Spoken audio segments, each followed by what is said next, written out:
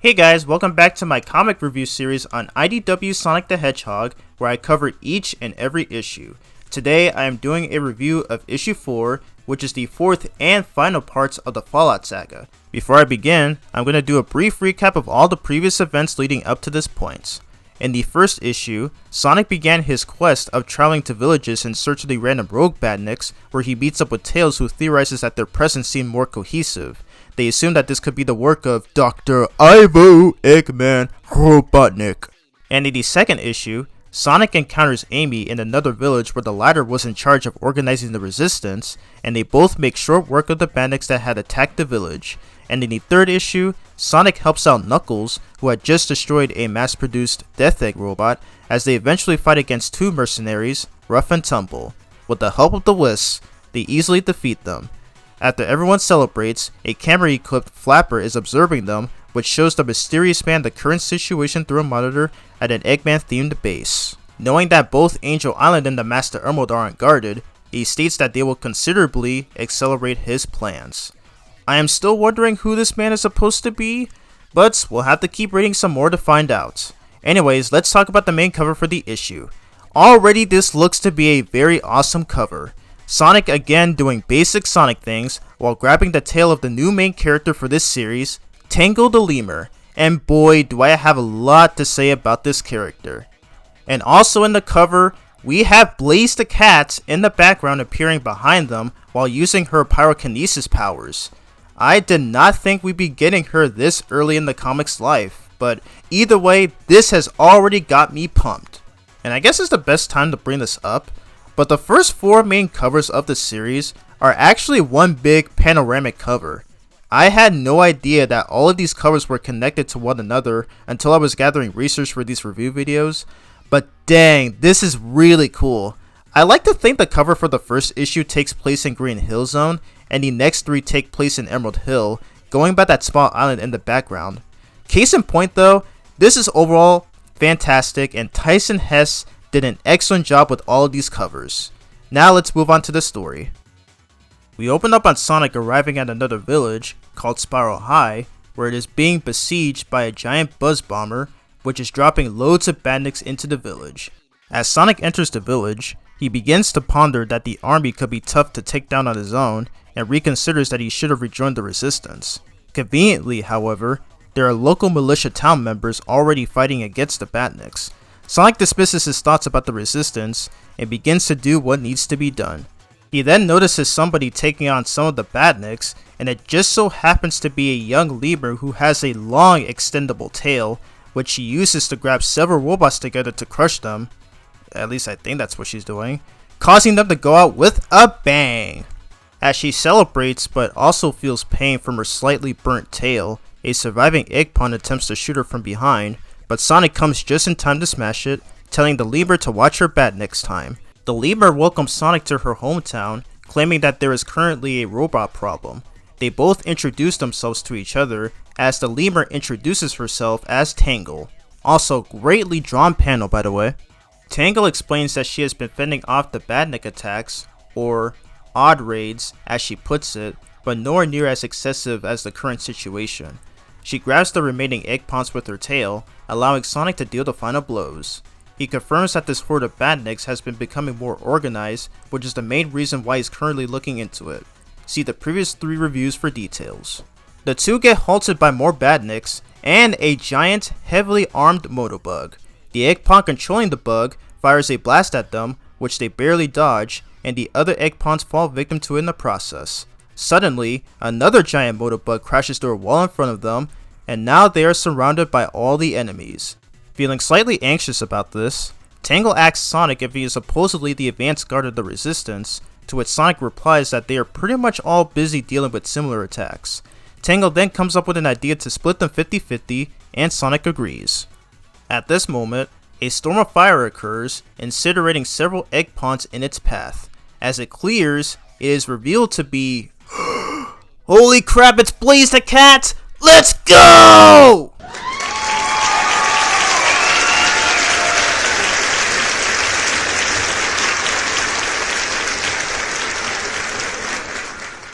Sonic happily goes to greet Blaze, while Tangle is extremely perplexed. And thank goodness he didn't say long time no see this time. Blaze asks if these are the Eggman robots that just got torched during her entrance, to which Sonic confirms that it is true and proposes to her to help get rid of the robots, and she agrees. Also, the way Tangle is drawn in this panel is priceless. After that, we get 3 pages of a great fight scene, all of which that have beautifully drawn panels. Blaze wiping out a couple of the Eggpons with her pyrokinesis powers, Tangle eventually stepping in to redirect the Motobug's turret into shooting itself, and also taking its arms off to fling it to the other giant Motobug, and yeah, these all speak for themselves. But I will say, I just really admire how well these are drawn. Blaze comes to the realization that the 3 of them are not enough to stop this oncoming onslaught, regardless of how many militia troops they have left, seeing as how these bots are replenishing their ranks faster than being disposed of. Tangle points out that they are all coming from the giant buzz bomber looming over the town, and Sonic adds that it's beefier than the Blowfish transporter that he and Amy took out. He asks Blaze if there's a way she can make it up there, but Blaze says it's too high for her to reach. This is when Tangle comes up with an idea which involves the use of the real superpower of teamwork, as she has them lean onto her tail and launches them high up into the air. Not particularly sure how this is even possible, but it's still very cool nonetheless. Also, Sanae's anybody? Yeah, I used to ship them too. Sonic forms a spin attack, allowing Blaze to throw him inside the ginormous Badnik with some fiery force to break inside its interior. He successfully enters, surprises the robots with an unusual grin expression, and begins to trash everything inside. When you see somebody making this face as they enter your property, you know you're screwed. Afterwards, the giant buzz bomber becomes immobilized, and Blaze uses this as an opportunity to finish it off by firing basically her version of a Kamehameha wave at it, and thus putting an end to the Badnik army invading the village. Blaze safely floats back down to the ground, and is praised by Tangle for how amazing her fire powers are. Tangle then wonders if Sonic will be okay, with Blaze reassuring he will be fine, and as such, in your typical Sonic fashion, he survives. Is anyone even surprised at this point? And just like in issue 2, he found this to be very exciting and fun. If that still isn't casual behavior, I don't know what is. Now that the fight's over, it's time for introductions. Sonic introduces both girls to one another, Tangle as a local, and Blaze as a princess from another dimension. Being briefly flabbergasted by this, Tangle thanks the princess, or highness as she puts it, for saving her home. Sonic asks the princess what she's here for, and Blaze replies that the will of the Soul Emeralds had apparently revealed some sort of a terrible events that could potentially happen on Sonic's world as well, and she has come to prevent it. Sonic jokingly explains to her that she is 7 months too late, and describes the events that happened in Sonic Forces. Yeah, we all know the deal at this point. Tangle interjects that if the Badniks are getting more organized, then perhaps an even greater threat could potentially be on its way, and Blaze wonders if the Soul Emeralds had even directed her here without a proper reason.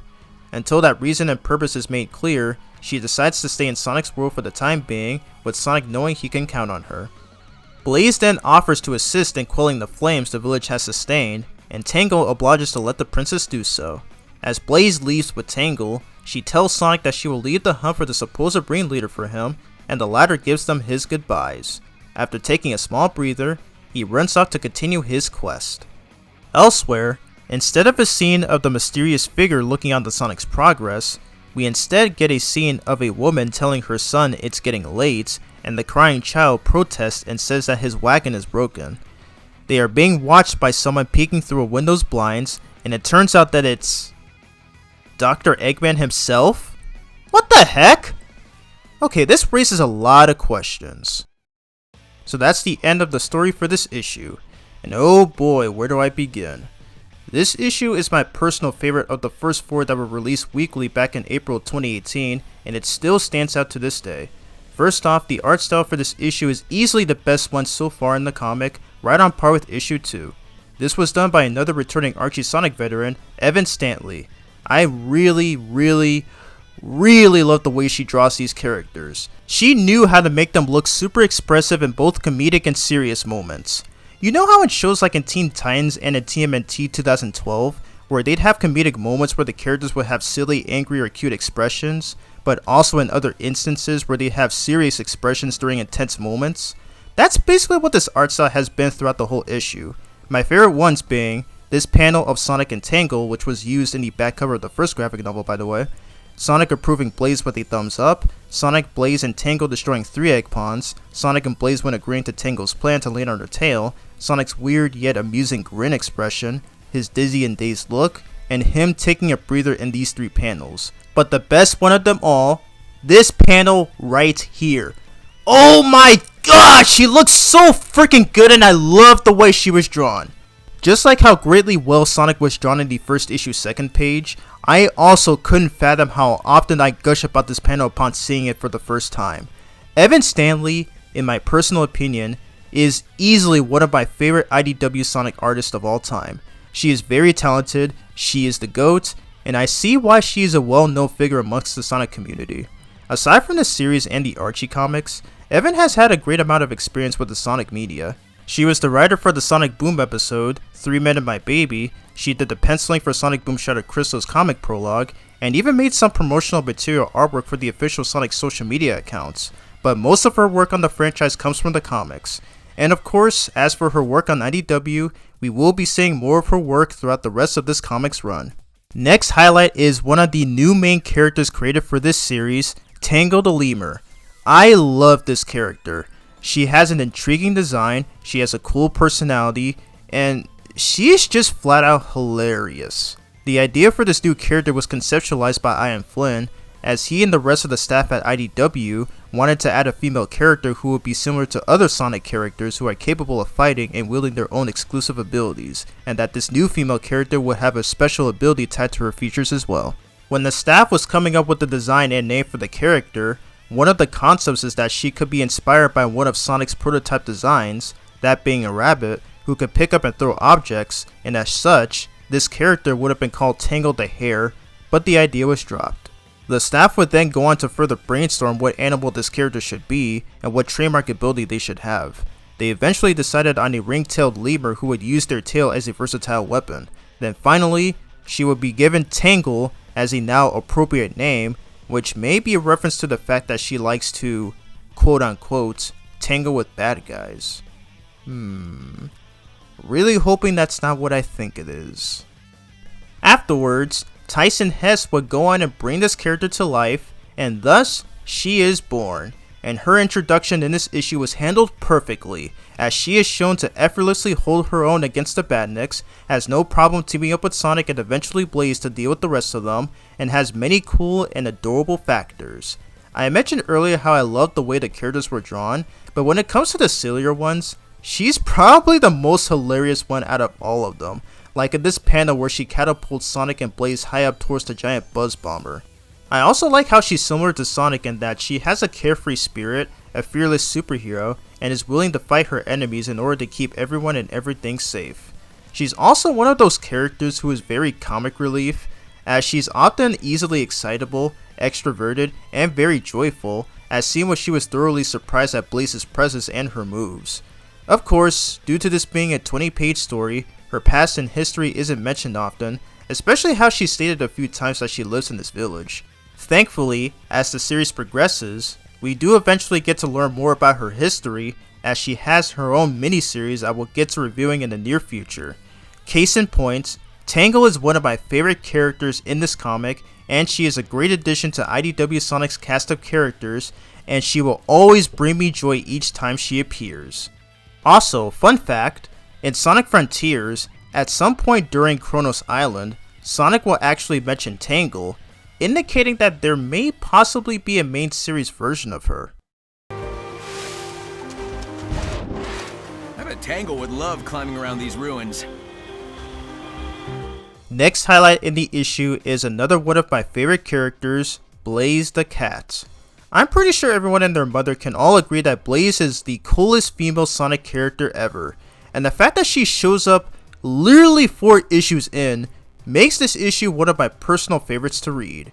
I remember seeing her for the very first time when I bought and read Sonic Universe issue 1 and got to play Sonic Rush back in 2011, and I always thought she was a very compelling and super cool character. Out of all the characters in the franchise, Blaze seems to have the most consistent personality in all of her appearances. compared to the others who would either become a joke or be flanderized for inconsequential reasons due to the apparent incompetence of its writers at the time of the 2010s era. It is a shame, however, that she has been a lot irrelevant in the recent games of said era, as in Sonic Colors DS. While I did like the Sonic Rush Adventure callbacks and her interactions with Silver, she's mainly just a side character who only gives out missions. In Sonic Generations, she was reduced to being a side character, as literally all she does is give tips. And in Sonic Forces, oh yeah, she makes no appearance in that game. Not even mentioned either. Now, I haven't played Team Sonic Racing in a really long time, but from what I remember, her characterization in that was actually pretty decent, and this was probably just to show that her character wasn't ruined like anybody else's. I recommend checking out this video from the PJ show, as he explains that better than I do. So anyways, where does that leave IDW Blaze? Well, she's pretty much the same as what you'd expect. She's still calm and collected, she still takes what she does seriously, and she is still more independent, smart, and responsible. The best thing about this incarnation of Blaze is that, just like in the Sonic Rush titles, she comes from another dimension and not from the future. Thank God! I was not a fan of the fact that Sonic 06 turned her into a completely different character and completely retconned her origin story. That is not the case for IDW, and this is yet another good move by Ian Flynn. And yes, I do know that the Archie comics did that as well, so that series gets a massive respect for that too. And of course, she was definitely the best part of this issue. The way she enters the scene in this panel was greatly choreographed. Her uses of the pyrokinesis is always awesome to witness, and her expressions were well drawn as well. I think my favorite one will be in this panel where she seemingly has a scared expression on her face for some reason, which still gets a laugh out of me. Is she trying to tell us she has a fear of heights or something? I don't really blame her if that's the case. Still, I'm utterly very shocked, but also very happy that they brought her into the comic only 4 issues in, and boy, they did not disappoint, and it's yet another reason as to what made IDW Sonic so great. And thankfully, we will be getting more Blaze moments later in the comics run. Always enjoyed to see her get some love. And I guess the last highlight for this issue is that I loved the reference to that one Sonic Generations mission, as there are giant-sized motobugs and a giant-sized buzz bomber. That mission from that game is one of my favorites, and to see this concept be brought into this comic is incredibly brilliant, and it was so well executed. So for this issue, I am giving it a resounding 10 out of 10. It had an amazing story, good dynamics between the characters, the solid introduction to Tangle, the art style is so fluidly well drawn in most panels, and the references are all great and accounted for. Now let's move on to these variant covers. Like issues 2 and 3, there are only 3 variant covers, so this chapter will once again be short. First off, we have cover B, which displays Sonic, Tangle, and Blaze in Spiral High Village, proving this represents the story. This one's my personal favorite, and also one of my all-time favorite covers for the series, as not only are the characters beautifully well drawn, but the environment around them has slick detail as well. As such, this was drawn by Evan Stanley, and the coloring was handled by Matt Herms, easily one of IDW Sonic's best covers to date.